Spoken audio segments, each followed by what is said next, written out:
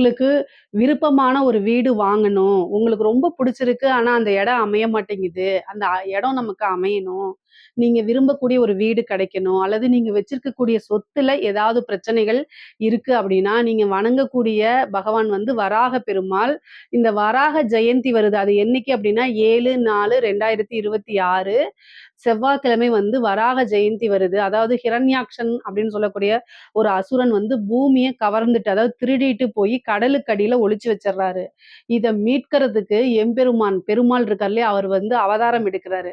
வராக ரூபமா எடுத்து, வராக அவதாரம் எடுத்து, வராக ரூபத்துல இருந்து பூமிக்கு அடியில போயி, அதாவது கடலுக்கு அடியில போய் பூமிய மீட்டு, அதுக்கப்புறம் பூமிய பிரதிஷ்டை பண்றாரு. அந்த நாள் தான் வந்து வராக அவதார ஜெயந்தி அப்படின்னு சொல்றது. இந்த இன்னைக்கு வந்து பாத்தீங்கன்னா, இந்த வராக ஜெயந்தி அன்னைக்கு வந்து நீங்க லக்ஷ்மி வராக பெருமாள வழிபாடு பண்றது, அதே மாரி பூ வராக பெருமாள வழிபாடு பண்றது ரொம்ப ரொம்ப நல்லது. அவருக்கு வந்து நெய்வேத்தியமா வந்து பாத்தீங்கன்னா, பூமிக்கு அடியில விளையக்கூடிய பொருட்கள், அதாவது குச்சிக்கிழங்கு, சர்க்கரைவள்ளி கிழங்கு, அது மாரி ஸ்வீட்ஸ், பொங்கல் இது மாரிலாம் வச்சு வழிபாடு பண்ணலாம். வீட்டிலேயே கூட நீங்க வழிபாடு பண்ணலாம். அல்லது அருகில் இருக்கக்கூடிய பெருமாள், விஷ்ணு ஆலயங்கள் சென்று வழிபாடு பண்ணலாம்.